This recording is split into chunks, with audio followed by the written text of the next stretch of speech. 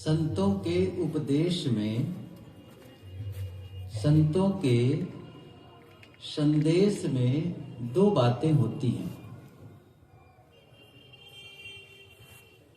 यह करो और यह न करो, है ना। यह करो और यह न करो। और अभी अपने पूर्व वक्ताओं से, साथियों से सुन रहे थे कि जो आप कर रहे हैं वो कौन सा रास्ता है? भटकाव वाला रास्ता, समझ वाला नहीं है, समझ नहीं है। इसी नासमझी के नाते वहां जाकर के सिर झुका रहे हैं, वहां अपने कल्याण की याचना कर रहे हैं, वहां भोग और मोक्ष मांग रहे हैं, जहां से वह सब मिलने वाली नहीं है। साहब ने कहा है कि चाहे वो भौतिक पदार्थ पाना हो, चाहे वह आध्यात्मिक विकास करना हो, उसके लिए आप दूसरों के भरोसे मत रहिए। उनकी एक पंक्ति है, करु बहिया बल आपनी छाड़ बिरानी आस, जाके आंगन नदिया बहे सो कस मरे पियास। नदी जिसके आंगन में बह रही हो, जहां पानी प्रचुर मात्रा में हो और आदमी कह रहा है मैं प्यासा हूं। साहब की पंक्ति बहुत अच्छी। पानी में मीन प्यासी मोहि सुन सुन आवे। कमाल है ना।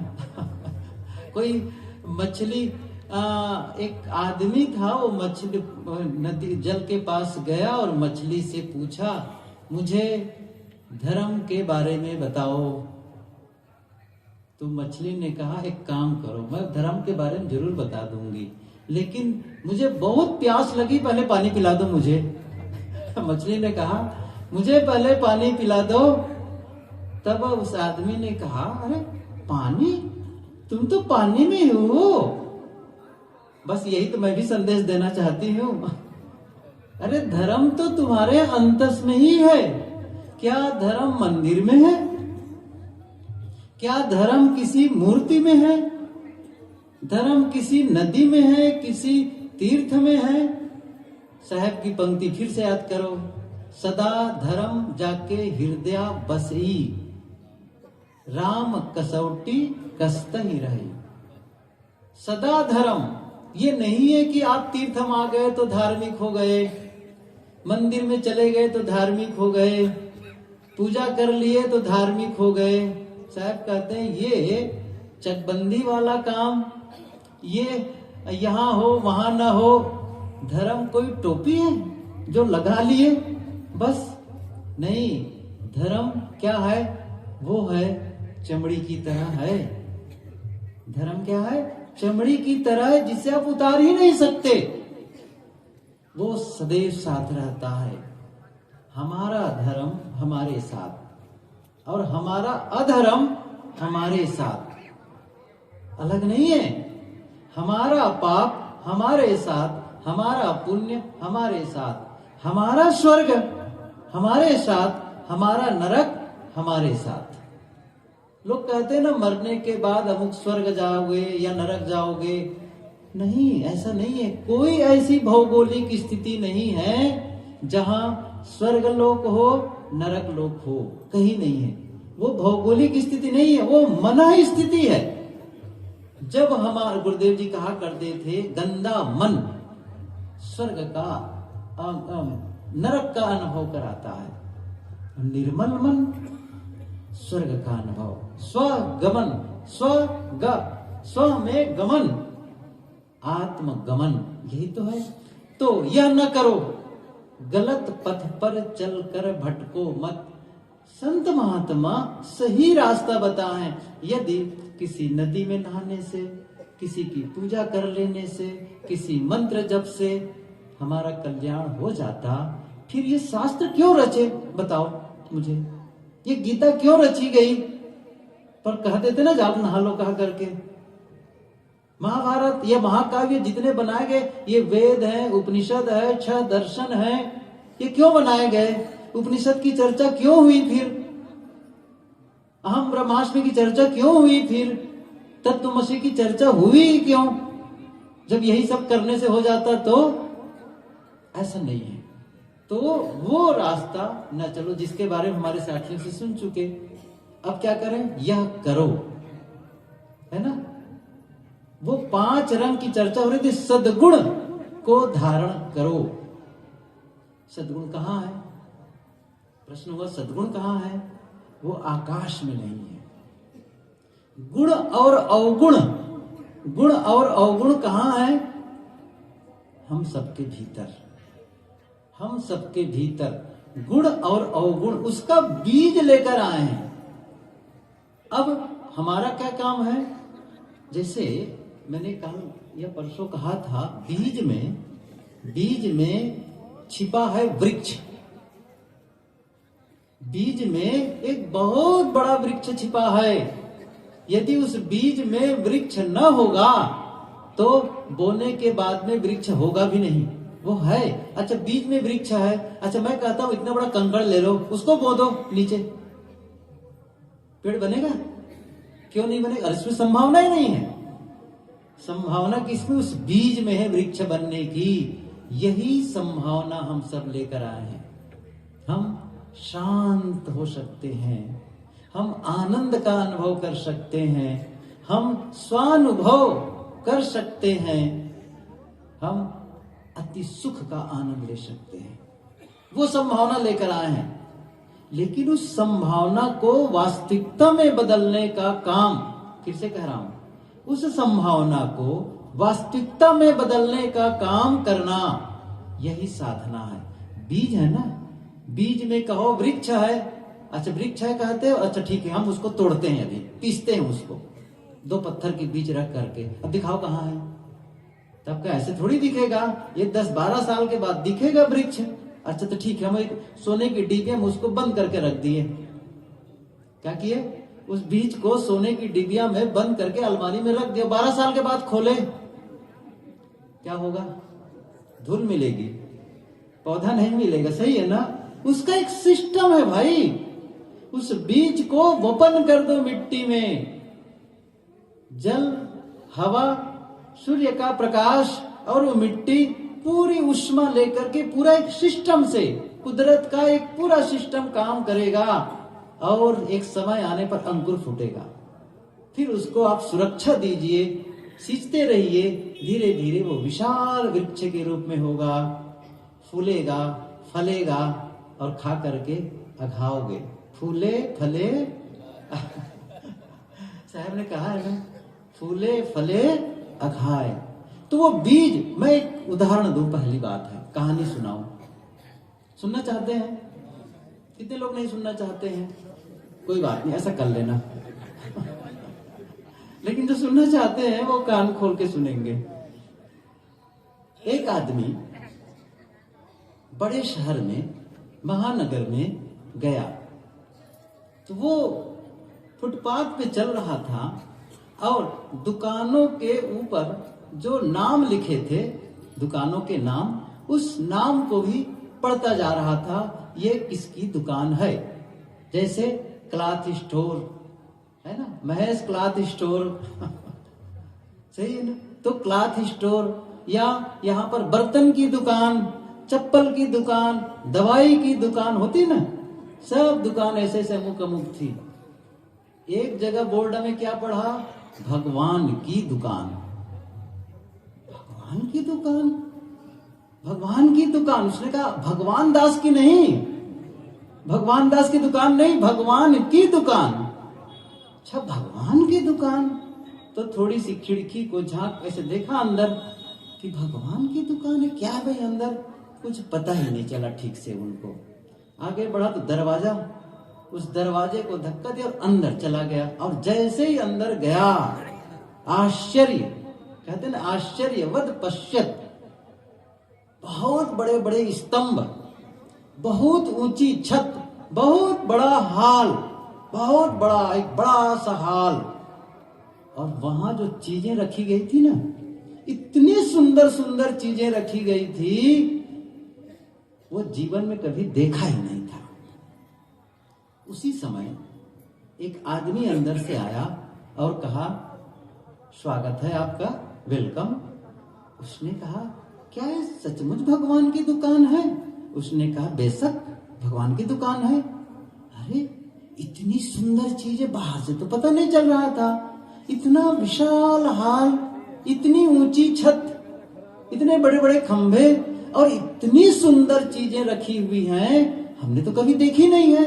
उसने कहा, साहब भगवान की दुकान है ना, सुंदर तो होगी ये चीजें। अच्छा इतनी सुंदर है, अच्छा बताओ ये जो चीज रखी हुई है इसका क्या नाम है? क्या कौन सी चीज है ये? इसका नाम है करुणा। ओ इतनी सुंदर है। अच्छा उसका नाम है प्रेम। अच्छा इतनी सुंदर है प्रेम, कितना सुंदर।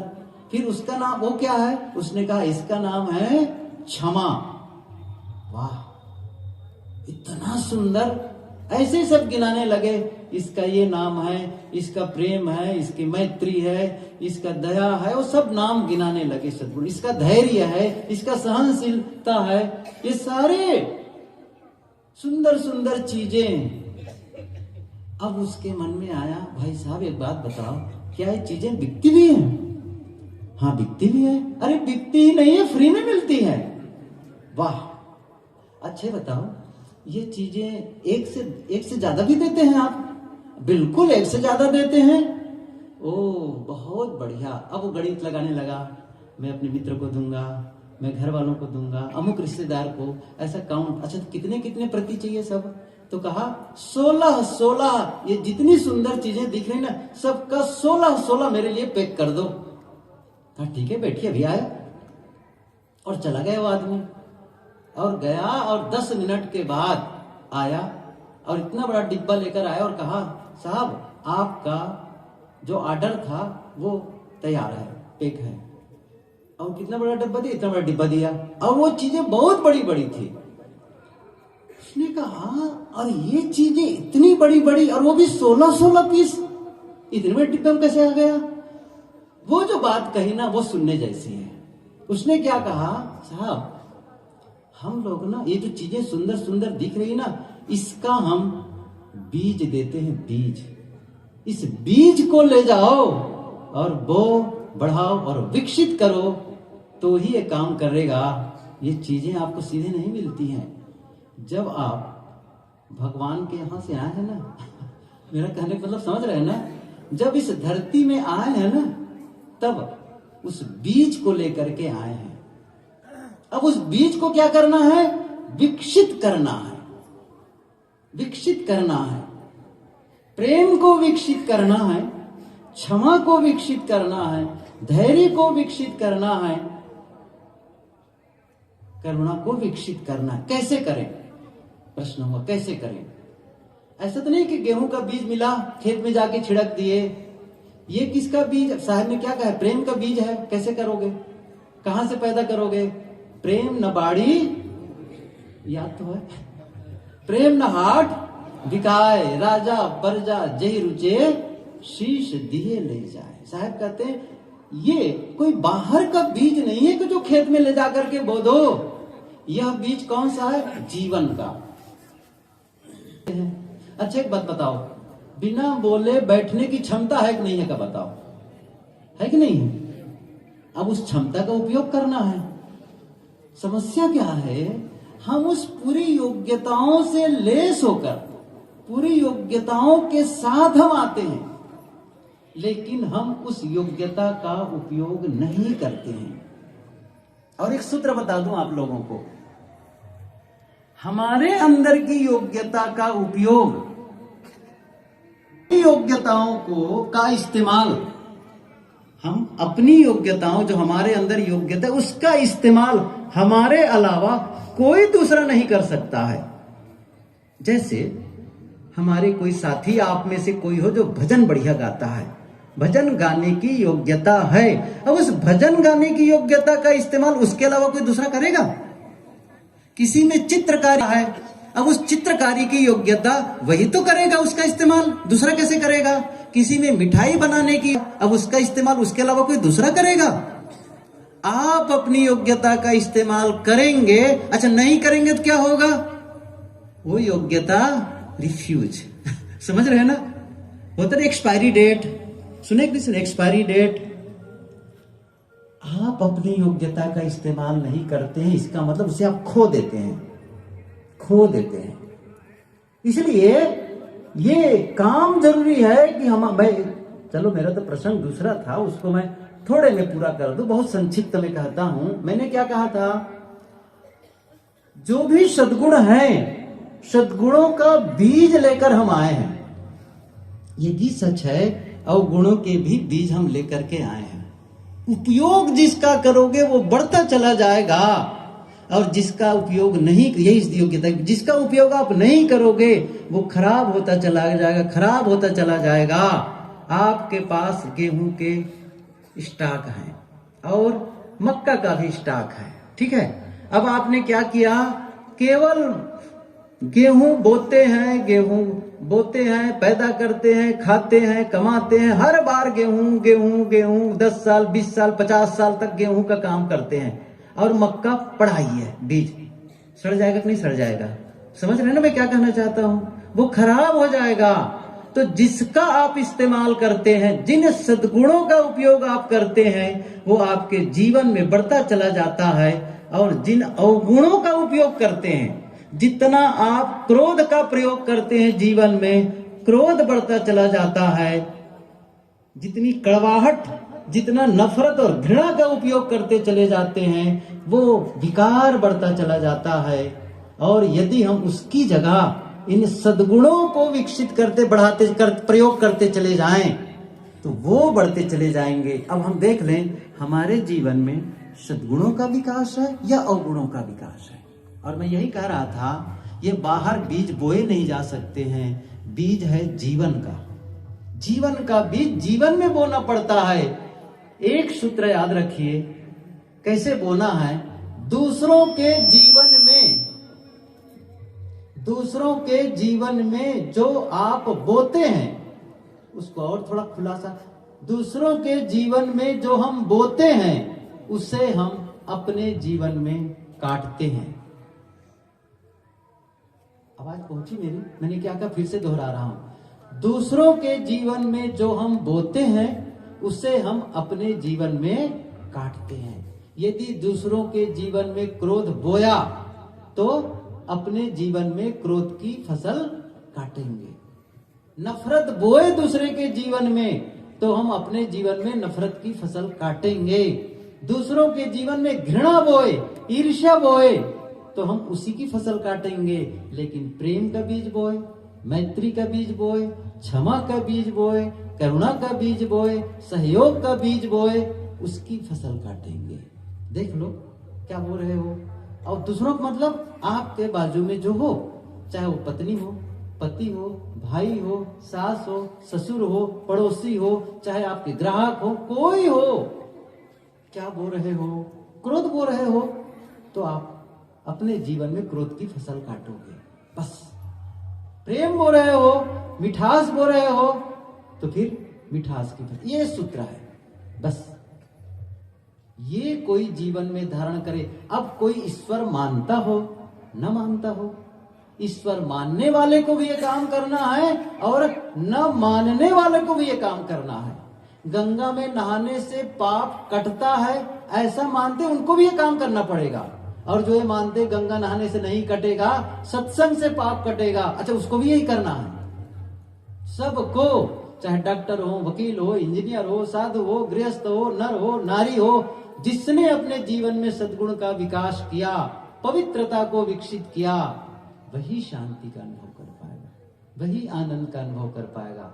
बाकी सब घाटे में है, घाटे में है। इसलिए हम घाटा वाला सौदा न करें, मुनाफा वाला करें। और वो यहाँ आकर, वो भी कबीर के छाया में आकर के, सदगुरु कबीर के विचारों को सुन करके अभी भी भटकाओ नहीं। अब सावधान। मैंने कहा था, हमारे साथी लोग कह रहे थे ना, यह न करो, भटको मत। तो भटकना बंद। अच्छा, अब करना क्या है? करना ये है, करना ये है। तो आप दो बार एक साथ चल सकते हैं, या भटकाव वाले रास्ते पर चल सकते हैं, या फिर ठहराव वाले रास्ते पर, या फिर आनंद वाले रास्ते पर। यहाँ पर उस पथ को बताया जा रहा है जहां आप चलेंगे तो आप आनंद का अनुभव करेंगे, शांति का अनुभव करेंगे, प्रेम का अनुभव करेंगे, मैत्री का अनुभव करेंगे। ये कुछ बातें हुई। मैं